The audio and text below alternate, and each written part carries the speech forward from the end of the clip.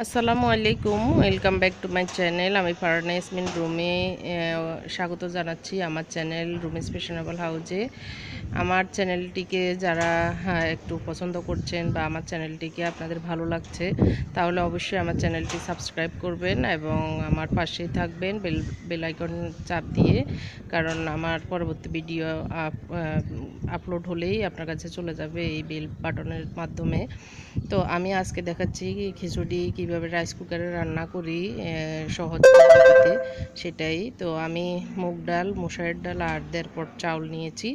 তো এটাকে আমি 2.5 কাপ এর মতো পানি দিচ্ছি। বেশি পানি দিলে নরম হয়ে যাবে রাইস কুকারে, সেজন্য আমি একটু মেপে দিচ্ছি।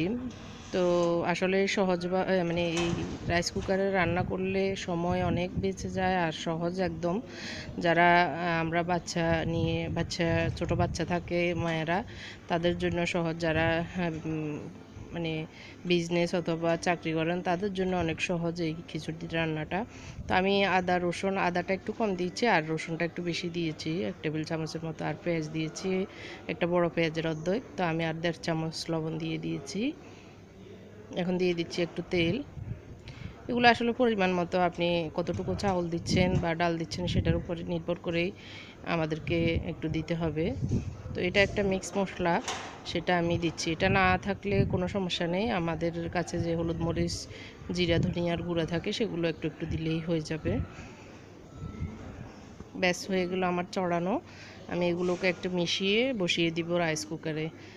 একদম শর্ট টাইমে হয়ে যাবে, 5 থেকে 6-7 মিনিটের ভিতরেই হয়ে যাবে। আমাদের একদম কোনো কষ্ট নেই, দাঁড়িয়ে থেকে না রাইস ভেজে টেজে করে এত কষ্ট করার কোনো দরকার নেই। এভাবে করলে আসলে খুবই সহজ হয়ে যায়।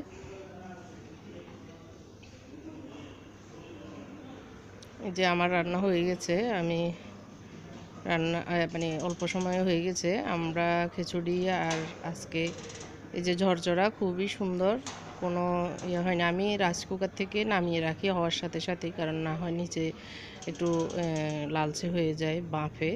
তো আমরা খাচ্ছি, আমার ছেলেদেরকে দিয়েছি ফ্রাইড চিকেন দিয়ে। আর আমরা একটু টমেটো, পেঁয়াজ, কাঁচামরিচ আর সরিষার তেল দিয়ে কষলিয়ে নিচ্ছি, সেটা দিয়ে খাবো টমেটোর চাটনি দিয়ে। আর একটু শাক ভেজে নিয়েছি। আসলে মুরগির মাংসর ঝোল আছে কালকের, কিন্তু সেগুলো খাবো না মুরগির মাংস সহ। তো এগুলো খাওয়ার পরে আমরা একটু রেস্ট নিয়ে আমরা একটু যাব এখানে কুয়ান্থানে। আমরা যেহেতু মালয়েশিয়ার কুয়ান্থানে আছি, তো এই কুয়ান্থানে কি কি দর্শনীয় স্থানগুলোই আছে সেগুলো একে একে মানে একদিন একটা করে আমরা দেখব। তো আজকে যাব কুয়ান্থানের। আমাদের গাড়ি চলে এসেছে, আমরা 4:15 দিকে এখন বেরোচ্ছি, কারণ এখানে অনেক রোদ। 3টায় বের হওয়া মানে অনেক রোদের ভিতরে খুবই গরম। তো এখন আমরা যাচ্ছি এখানের কুয়ান্থানের ওয়াটার পার্ক এবং সাফারি পার্কে। তো ওয়াটার পার্ক এবং সাফারি পার্ক দুটোই মানে পাশাপাশি, সেজন্য আমরা যাচ্ছি প্রায় 45 থেকে 47 কিলোমিটার দূরে। তো আমাদের যে বাসাটা সেই এরিয়াটা এটা, এখানে সবগুলো বাড়ি ডুপ্লেক্স বাড়ি। তো আমরা এখন ওইদিকে যেতে যতক্ষণ লাগে গাড়ি আর কি। তো এখন আমরা চলে এসেছি, এটা হচ্ছে গেট। ওই এটার নামটা আসলে আমি ভুলে গেছি, এলাকাটার নাম।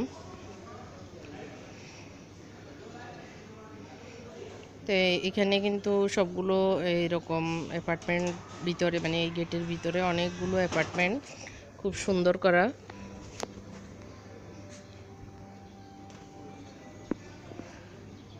খুবই সুন্দর জায়গা এটা, অনেক নিট অ্যান্ড ক্লিন। আর চারদিকে গাছ আর বিল্ডিংগুলো সুন্দর নতুন করা। তো আমরা আরও একটু সামনে যেটা ওয়াটার পার্ক এবং ইয়ে,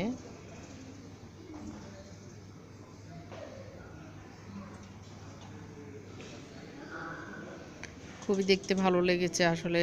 দেখতে দেখতে যেতে এই দৃশ্যগুলো, এগুলো আমাদের দেশে তো তেমন একটা দেখি না আসলে। এরকম সুন্দর নিট অ্যান্ড ক্লিন, পরিষ্কার পরিচ্ছন্ন পথঘাট আর বিল্ডিংগুলো খুব সুন্দর।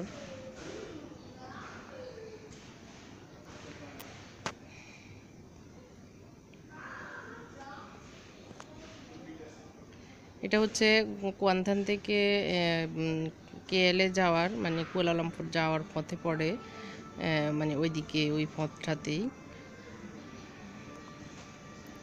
এটা আমরা যে জায়গা থাকি ওখান থেকে ট্যাক্সি মানে ক্র্যাবে 41 টাকা আমাদের ক্র্যাবের এই ভাড়া এসেছে। তো 41 টাকা মানে হলো 800 850 টাকার মতো। এত মানে দূরত্বটার জন্যই আমি আসলে ভাড়াটা বললাম, কেউ কিছু মনে করবেন না। তো এটা এই যে এখানেই আমাদের গন্তব্যস্থান। তো আমরা এখানে চলে এসেছি। এটা ডানের এটা হচ্ছে ওয়াটার পার্ক, বামেরটা হচ্ছে জু মানে জু।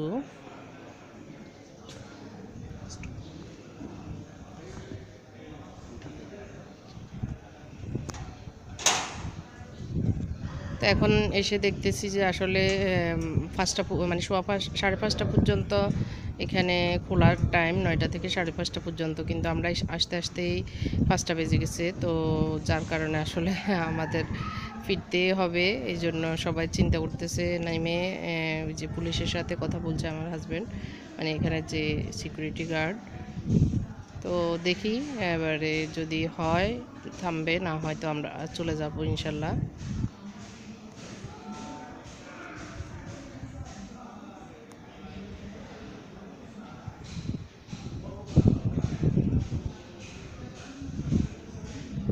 আমরা আসলে ইন্টারনেটে সার্চ দিয়েই জায়গাটা এসেছি, কিন্তু আসলে টাইমটা কারোরই দেখা মানে মনে ছিল না কোন টাইম থেকে কোন টাইম। তো যার কারণে এসেও আবার ফিরতে হবে হয়তো। তো আমার ছোট ছেলে তো মন খারাপ হয়ে গেছে যে টিকিট কাটার এখানে এই জায়গাটা। তো আসলে এখন মানুষও নেই, কারণ এদিকে বেশিরভাগ রবিবারে আসে, আমরা শনিবারে এসেছি, যার কারণে মানুষজন কম। তো আমরা এখন ফিরে যেতে হচ্ছে, দুঃখিত।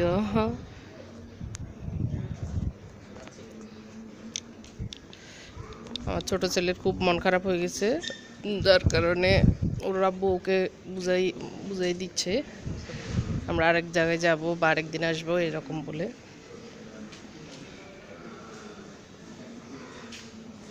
তো আমরা একটু এই জায়গাটা দেখে মানে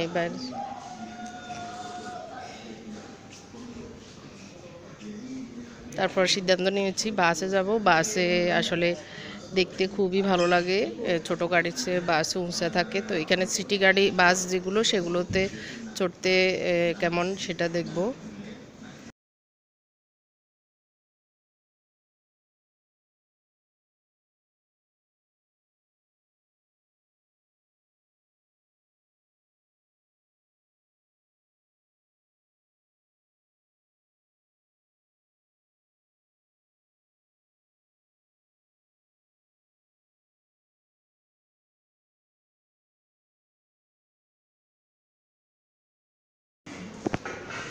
এই যে আমরা এখন বাসে উঠে গেছি, এটা হচ্ছে সিটি বাস। খুবই ভালো লাগলো, খোলামেলা, মাঝখানে খোলা দাঁড়িয়ে যাওয়ার জন্য, আর পিছনের দিকে হলো সিটগুলো।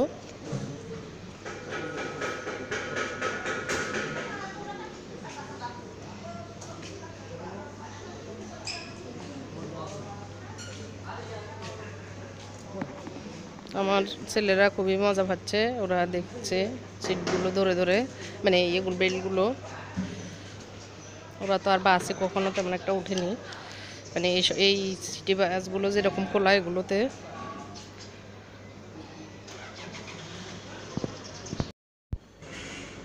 তো বাসটা আসলে কোয়ান্থানের যে ইউনিভার্সিটি এরিয়াগুলো, এখানে কোয়ান্থানে একটা বিষয় ভালো, যেটা হচ্ছে স্কুল ইউনিভার্সিটিগুলো অনেক বেশি।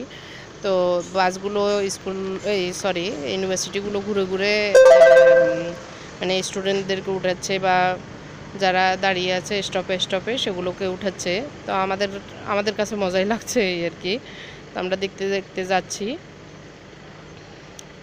আমরা কোয়ান্থান যে শহর সেখানে গিয়ে নামবো। তো ওখানে নেমে আবার আমরা মাগরিবের নামাজ পড়ে কিছু খেয়ে তারপর চলে এসেছি টিএমজি সুপার শপে। এটা অনেক বড় সুপার শপ, এখানে আমাদের কিছু একটু মানে কেনাকাটা আছে, সেটা করব। কারণ আমরা আমার ছেলের বন্ধুদেরকে এবং কয়েকজন আরও এখানে আছে, তাদেরকে দাওয়াত দিব এই জন্য। তো একটু বাজার করে নিচ্ছি। তো এখানে টিএমজি সুপার শপ অনেকগুলোই ব্রাঞ্চ আছে, বাট এটা অনেক বড়, এটা মানে বড়টাই এটা মনে হচ্ছে। তো আমরা এখানে কিছু কেনাকাটা মানে রান্না বান্নার জন্য করব। তো এগুলো আংটি বাইরে যে খোলা জায়গা সেটাতে আছে, তো দেখছি। তো এখন আমরা বাসায় চলে এসেছি। আসলে একটু সময় অনেক হয়ে গেছে, তো রাতের খাবার রান্না করলাম। এই যে সহজ পদ্ধতিতে রাইস কুকারে আমি ফ্রাইড রাইস রান্না করে 5 মিনিটের ভিতর রান্না করলাম। ওদের জন্য সসেজ ভেজে নারকেল ভেজে আমার ছেলেদেরকে আগে খাবার দিচ্ছি, ওদের খিদে লেগেছে। তো আমরা আমাদের জন্য রান্না করছি মাছ দিয়ে, কচুর ছড়া যে কচু সেটা দিয়ে। তো ওটাও আমার মোটামুটি রান্না হচ্ছে। এই যে আমি এখন বাগার দিব, রসুন এবং পেঁয়াজ দিয়ে বাগার দিচ্ছি। খুব মজার একটা মাছ, এই দেশি সামুদ্রিক মাছ। তো সেটা দিয়ে আর কচু দিয়ে আমি রান্না করেছি ছড়া দিয়ে। খুব সুন্দর হয়েছে, ধনিয়া পাতা টাতা দিয়ে রান্না করেছি আমি। মানে অল্প একটু ছড়াই নিচ্ছি, বেশি না। তো আমি 3টাকে এখন রাতের জন্য রান্না করেছি। তো এখন আমরা হাজব্যান্ড ওয়াইফ দুজনে খাবো, তো আমাদের জন্য বেড়ে নিয়েছি। খুবই মজা হয়েছে এই ছড়া দিয়ে, এই মাছটা দিয়ে। আর এই সামুদ্রিক মাছ দোকানের ওরা বাঙালি এক দোকানে গিয়েছি, ওরা বলেছে অনেক মজার মাছ, তো এই জন্য আমরা এটা নিয়েছি। সত্যি অনেক মজা। তো আমার ব্লগটি জানি না কেমন হয়েছে, যদি আপনাদের ভালো লেগে থাকে আমাকে কমেন্ট করে অবশ্যই জানাবেন। আর আমার চ্যানেলটিকে সাবস্ক্রাইব করবেন, যাতে করে আমার যতটুকু আপনাদের মাধ্যমে এগিয়েছি সামনে এগিয়ে যেতে পারি। আল্লাহ হাফেজ, আসসালামু আলাইকুম।